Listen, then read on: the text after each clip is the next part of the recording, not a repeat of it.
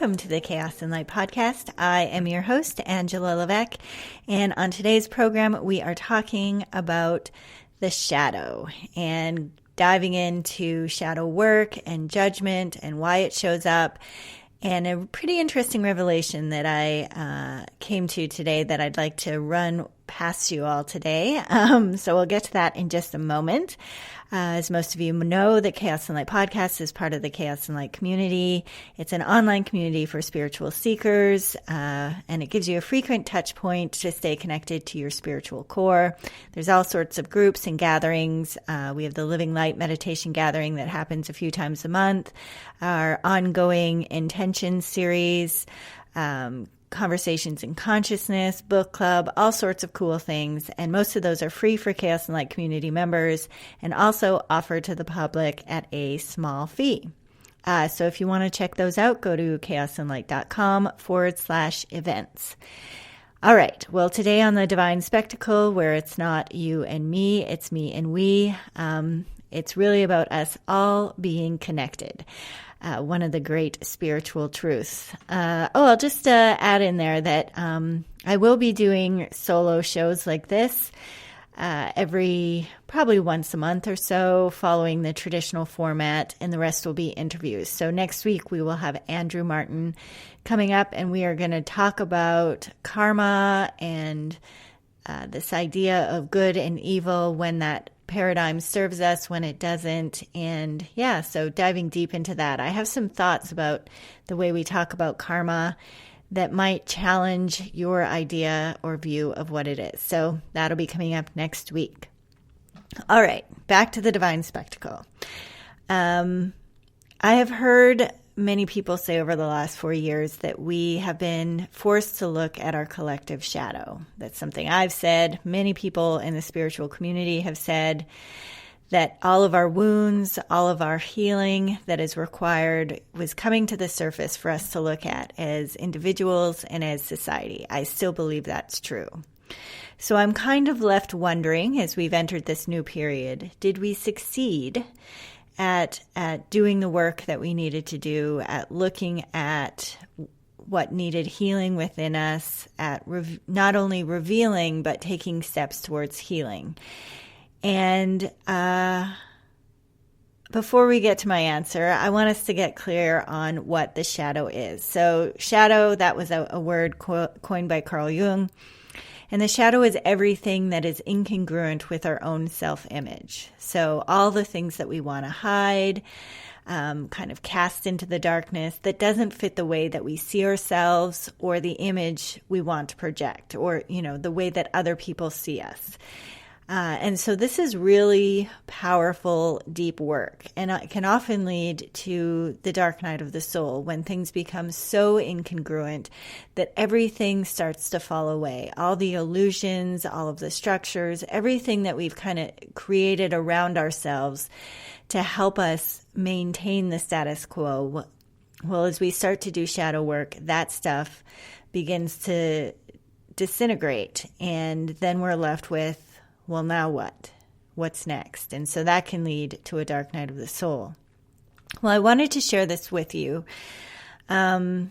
because crow, so literal crows, and the spiritual crow have been showing up in my life in a very big way. So I want to introduce the idea of working with crow or crow medicine before we dive deep into the shadow, because that's kind of crow's work with us. Is he asks us to look at all those places where we are living out of integrity, and where we are living in judgment, where we're imposing human law instead of looking above that and seeing the spiritual or the mystical laws. So I have been seeing crows everywhere. I've had other, spiritual practitioners contact me and say, I had this message about crow drop-in that I was told to share with you. They follow me on my walk. They show up on my balcony. The other day, I felt really compelled to go and take my mic out on the balcony and record their presence. And after I did that, then they started to show up in my life tenfold. It's been pretty crazy. So I finally sat down and connected to Crow in meditation. And then I also created a meditation that right now is up on the site on the homepage at chaosandlight.com using the recording of the sound of crows on my balcony.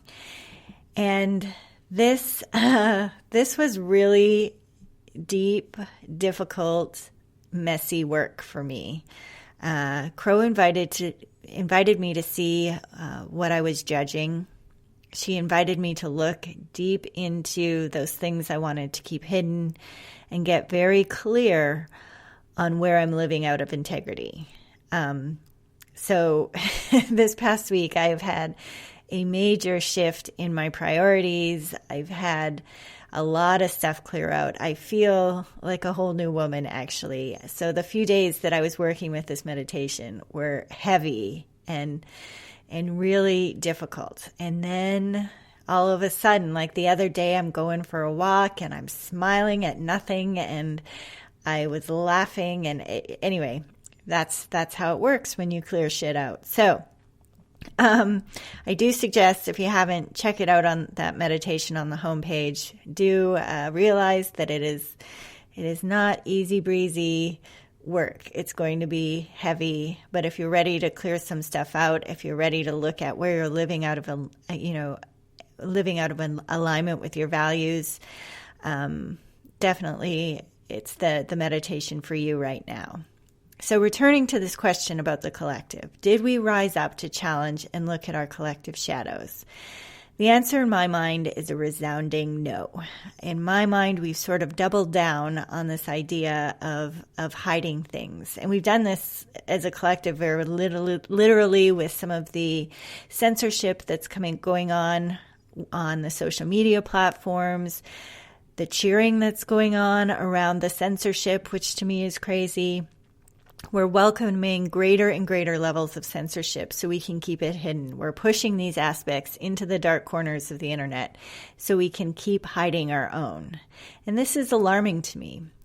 And the beauty of the Crow's message, though, is that the true power of doing this work is to move towards wholeness, to be a fully integrative human, to love all those pieces and parts of ourselves enough that they can do nothing but transcend and transform. So going back to that question about did we take this time and this time of great revealing and decide, okay, we need to do some healing? I think it actually led to more polarity and more divisiveness, which I'll explain why in just a minute and share maybe what's underneath all of this. And just like every archetype that we work with, what once were our weaknesses become our strengths, what once were in the dark become the light. These aspects of ourselves actually become our allies. And so remember that this work, as difficult and heavy as it is, and as much division and polarity as it can create sometimes when we're not choosing to do this integration work, in the end, after it all goes down, we're better for it. So I do think that there's hope. So I'll leave that there. But Crow is also, as I mentioned, about sacred law. And these are not laws brought down by governments or by cities.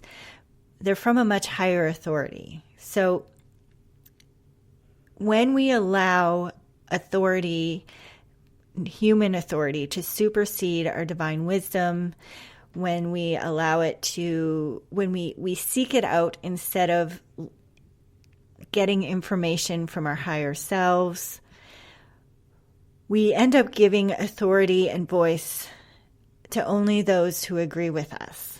And because one of the whole point of the divine spectacle, it's not you and me, it's me and we, is that we are all connected, is that we are all part of the whole. And so it's important for us to be individuals within this whole, but not lose sight of the fact that we are all part of when we talk about the collective, we are not separate from that. So I want to introduce this concept of, and I don't know how to pronounce it, and if you're out there and you are very familiar with philosophy and Carl Jung, and you're like, lady, you're not pronouncing this correctly. Well, I'll just tell you, this has been a conversation with one. So I don't know how to say it correctly, so I'm just going to throw it out there. So this concept is enantiodromia. Enantiodromia. And it was actually coined by some very smart ancient Greeks a long time ago, some guy named Tobias, and then later it was talked about in writings by Heraclitus, and then that idea was actually picked up by Carl Jung later. And this is a quote from Jung. Old Heraclitus, who was indeed a very great sage, discovered the most marvelous of all psychological laws, the regulative function of the opposites. He called it enantiodromia. I love it. Whatever that word was that I can't say. A running contrary-wise, by which he meant that sooner or later everything runs into its opposites. And that's what we're seeing everywhere in the collective. We're seeing people getting more one-sided, more, stuck in a singular focus. And what happens when we do that? Well, the pendulum swings hard the other way. And it's really the universe's and our own basic tendency to strive toward equilibrium. So basically, if we get one-sided in our opinions and our stance, there's always this force. There's this kind of equalizing mechanism that's going to drive us back into the other direction. And so when this is applied to individuals, we can look at wherever we're suppressing or repressing thoughts or emotions, the opposite force will drive us back into the other direction. And so, say, for example, you have a friend and you're a people pleaser, and even though your friend is consistently doing things that is causing you pain and suffering, you're like, it's better not to say anything. And so that pain is then relegated into the shadow. And well, the suffering, it just doesn't go away. Just because you decide not to address it, it actually builds up. And then one day, boom, that pendulum swings the other way. And you explode on your husband or your child because there's a certain balance that must be restored. So this idea, this enantiodromia, is really just, think of it as like a mental homeostasis. So in the body we have, positive and negative reinforcement loops that bring us back into balance. Well, this is the same sort of thing, but more on an energetic and mental emotional plane. So think of it like a pressure valve. Everything will be released eventually. Is it going to be explosive and destructive? Or is there a way that we can seek equilibrium without having to, swing from one extreme to the next? And that's why being able to look at our collective shadow and looking at it from truly the sacred law that we are all connected. We are all part of this, flowing wholeness. And so when we take these hard stances, whether it's left or right or red or blue or whatever, what we're really doing is just creating that pressure on the other side so that we get that hard swing to the left and then the hard swing to the right. And we're never actually looking at what's underneath, what's, bringing to light what it is that we're really trying to hide from, because it's all of our stuff. So, I want to present maybe a theory that kind of dropped in today as I was preparing for this podcast. So I had this very intelligent man, Scott Preston, on, and he has a blog called The Chrysalis. And so this is a quote from one of his blog posts. So shadow work begins by the practice of overcoming and mastering fear. And all fear has its roots in the fear of death. Mastering fear isn't denying fear or a matter of false bravado. As Castaneda's Don Juan put it, the art of the warrior is to balance the terror of being alive with the wonder of being alive. And as Blake depicts in his Albion Reborn, as also dancing the dance of eternal death. So I've talked before in this podcast about how we tend to deal with uncertainty is by moving into narrower and narrower tracks of thought and, getting more ardent. So this idea of the one-sidedness that I was talking about. But what if uncertainty is really us coming to terms with death? So there was this other woman that I found as I was putting together this podcast, this author, Carol Baker, and she's the author of Dark Gold. And dark gold is meaning that when we mine in the shadows, that there's really treasures for us to find there. So this isn't, it's not just important work, so we're not, yelling at our kids. It's also important because it really helps us bring meaning to our lives, because the more that we understand how we operate, the more we can find value and meaning and purpose in what we do in the outside world. But she contends that no matter how fervently we choose to deny our crisis that we're facing, on some unconscious level, we know and understand that we currently face existential threats. So we face death, every one of us. And that idea that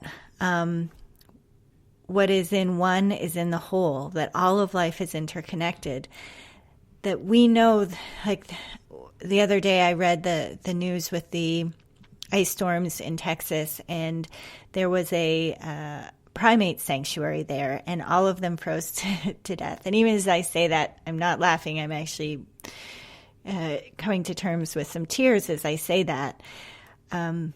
We face a tremendous amount of death. We see it all around us. And this is, loss of biodiversity. This is lots of topsoil. This is actual physical human loss, people dying of COVID, cancer, all of these things.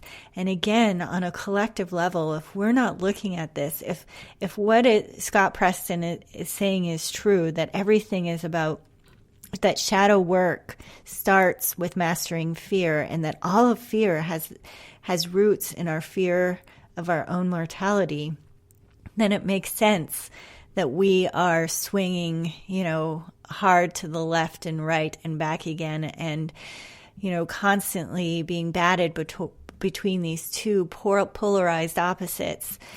And I can't help wonder, is this what our collective shadow is about? On some level, are we just all trying to bury our fear of death? Is that what we need to do to ultimately find balance and equilibrium? Well, I don't know that I have an answer for that.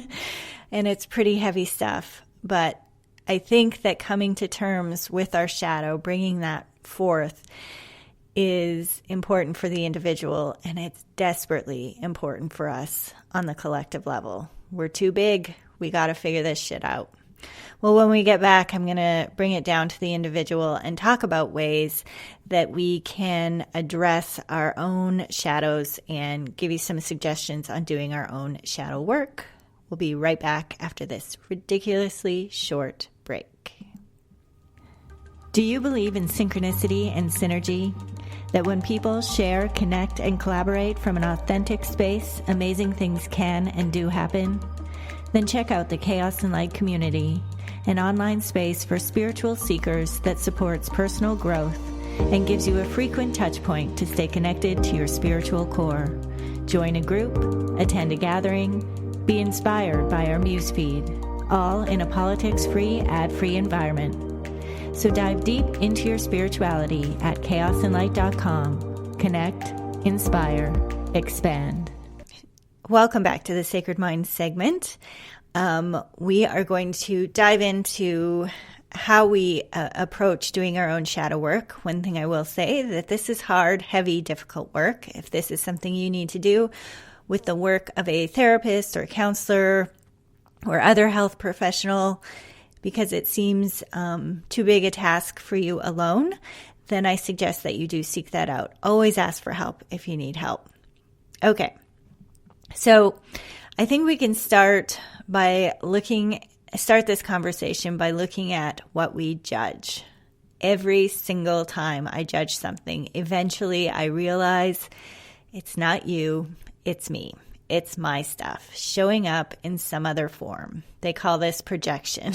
Then I have a quote, Alan Watts, to the degree that you condemn others and find evil in others, you are to that degree unconscious of the same things in yourself, or at least the potentiality of it. And I would absolutely agree to this. And sometimes it's not like a tit for tat kind of situation where, somebody talks too much and that's annoying, and then you realize it's because you talk too much and that annoys you. Sometimes it's a little bit deeper than that. I had an occurrence happen recently where there was this person in my life that I was judging a lot. And it's so easy to be like, oh, that person is defective. I'm just kidding.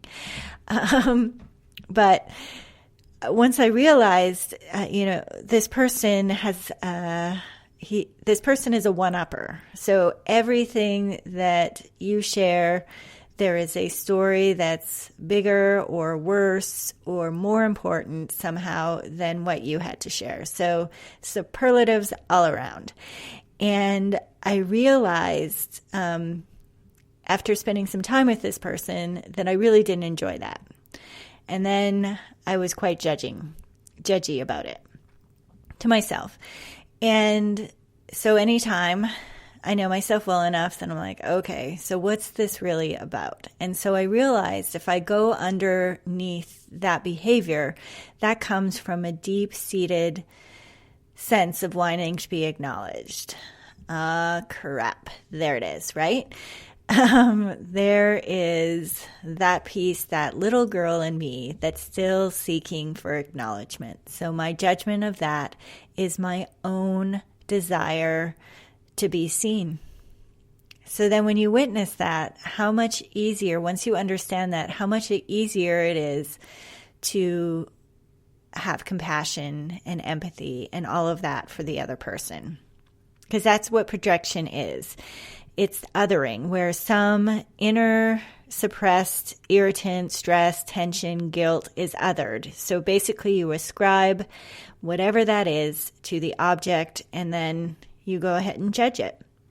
So what is the point of all of this shadow work? Is it to become exceptional human beings who have maximized all of our potential and accomplished every single goal that we set out to do? No, it's the ability to love yourself even when you haven't. It's to honestly accept who you are. And that doesn't mean, I'm a huge fan of personal growth. Most of the work I do with people is around personal growth. I love to learn. I love to better myself. But that doesn't come, it's not like, oh, once I get there, then I can love myself, because then I will be whole.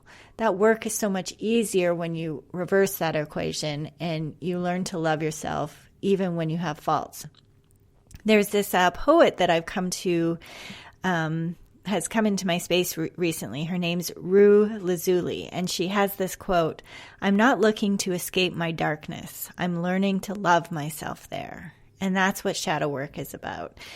It's not that all of a sudden you're going to get to this point where you are just this superhuman, maximized,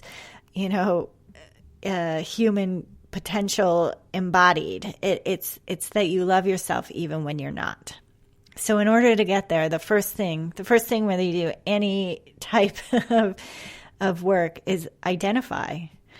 So this can be done by observing your behavior, by looking at what triggers you, by looking at what irritates you, by doing some of that work that I just described, saying, okay, that person, instead of me assuming that person is just defective, what am I really staring at? What is the mirror reflecting back to me?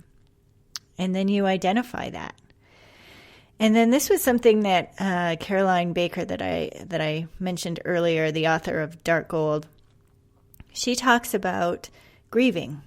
And this is an important part, because if there is that underlying fear that comes from contemplating our own mortality, that signals to me that there's something that is lost. And that loss, and whether that loss is even just the difference, the disparity between your self-image and, really where you're at, it's okay. Part of that acknowledgement, part of that identification, means that we appreciate that there's a loss there. And that's okay. We don't have to look at it as this negative. It's just an experience. And it's okay to grieve that, because grieving is an important part of acceptance. So I think that even just the way that we judge some of the things, that maybe they're not even necessarily, if we go back to the human law versus sacred law, we've allowed some of the cultural mores, we've allowed some of the societal expectations dictate to us what is good and bad, and that all feeds into our judgment. But if we look to mystical law, if we look to sacred law, that we are multidimensional beings, that we are part of the whole, that we are all connected, that there's a world full of paradox, that not everything is linear, and in fact, most things are nonlinear and non-local and connected in ways that are beyond even our comprehension. When we go back to that, then this idea of grieving loss isn't so much of us because we fell short, more that it's just an understanding that there's a discrepancy, an incongruency. And that's okay, because that is human. That is what it means to be human. So the next thing is we identify, we grieve, we create. We give this grief, we give this darkness, we give these incongruencies a voice. And I don't mean just through journaling, though journaling can be an important part of it, but we paint, we dance, we sing, we create in whatever form we need to express the emotional component of our shadow. Again, going back to that pressure valve, in order to not be swinging hard right to hard left and back again, we have to find ways to find that equilibrium more in the moment instead of, pushing it down. And in no way am I suggesting you take out this, you release your pressure valve on another person, whether, physically or mentally or emotionally. Absolutely not. This is our work to do. But it's an important part of preventing those hard swings, is giving voice to the stuff that we're trying to hide. And again, doing this through expression in both the masculine and feminine forms. So yes, journal, yes, write, yes, witness your behavior, look at it through the masculine lens, but also find a way to vent it through creativity. It's a really important part. The next thing is healing the separation. Part of this is because we see ourselves as so separate, because if we lived this idea that we were all connected, we know, and I say this like every episode, we all have our shit. So it's not something to look at and say, oh, this needs to be judged and hidden and felt shame over. It's more about when we understand our unity, that gives us empathy, that gives us compassion. We realize it gives us space, it gives other people space to be their whole messy, complicated selves. And so part of this, healing this separation, is we can explore this through the masculine and feminine. We can explore our oneness through meditation. We can explore it through acts of service, through acts of kindness for our loved ones. Through giving, acting unconditionally. Carl Rogers talked about unconditional positive regard. And that's really just extending love for the sake that they're human. And we all deserve to be loved. We all are love. And there's no conditions that need to be met. There's no, boxes that need to be checked. We just extend that level of unconditional positive regard because we are all humans and we know that we are all connected. So, one of the best ways to lift yourself up is to do something for somebody else, is to get out of your own space and to engage in community and engage in community service. And like I said, acts of kindness and all of those things that helps you connect to other people in a way that is heart-centered and and transcendent.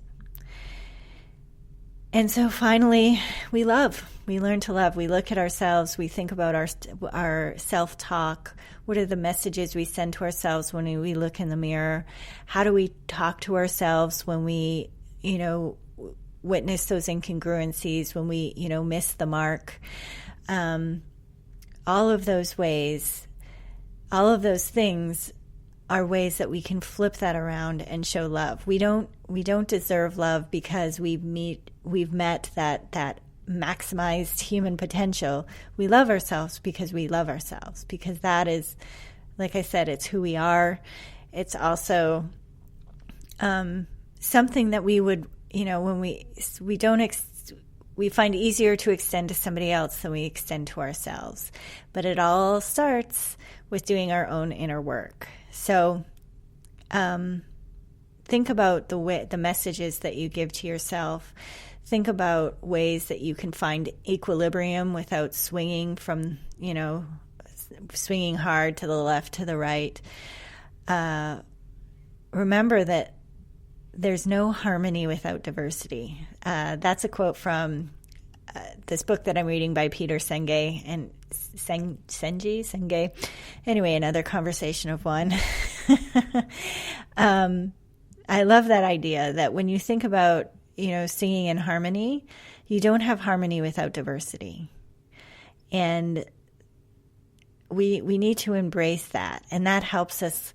That's the whole unity piece. That's the whole moving out of separation piece, is that, yes, we are individuals, but we're part of something larger. And when we act from that place, it's so much easier to break down our judgments. And it's so much easier to really look at our shadows, because when we have empathy, when we have compassion, when we realize we all have our shit, then we can,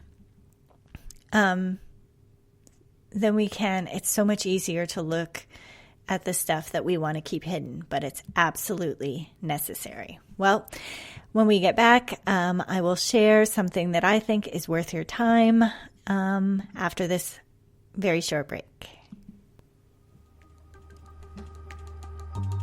Are you enjoying this podcast and want to help this lady out? Well, share it with friends, or even better, leave a review on iTunes. We'd love to hear from you. Now back to the show. Well, I want to share a book with you on It's Worth Your Time called Sand Talk, How Indigenous Thinking Can Save the World. This is actually the book of the month in the Chaos and Light community. So if you have read it or are thinking of reading, you can still join in on our book club at the end of the month. And this is by Tyson Yunkaporta, another word I don't know how to pronounce. And but fascinating book. He is an Indigenous person from Australia, and he brings in just this really beautiful version, or I guess not version, but worldview of how Indigenous cultures look at some of the major challenges that we face now. And really, I talked briefly about the world being nonlinear and about community and unity. And so all of these things that I was talking about, he really just lays out for you in this book. And I absolutely love it. He talks about conversations that he has with elders and has these really cool symbols that are steeped in his Indigenous culture that are just, they seem quite activating to me. And so he shares these symbols and then talks about the principles behind it. But then even that, he's really careful about saying, even just me trying to describe this through words doesn't quite capture what it is we're talking about, because in Indigenous culture, it is so nonlinear. It is so harmony focused, and all of the things are so integrated and interrelated that it makes it difficult to lay these things out in a linear fashion, because they're really about the interdependence of all things. So it's a beautiful book. He pretty straight talker in it, though. Like, he's not mincing words. He says, things are very serious. And here's some, an alternate path to get out of it. So highly recommend it. Sand Talk, How Indigenous Thinking Can Save the World by Tyson Yunkaporta. And yeah, well, that's the show for today. Coming up on the next episode, we will have the fantastic Andrew Martin back, and we're going to be talking about good and evil and karma and all of those good things. Well, that's the show for today. Take care and seek the mystery.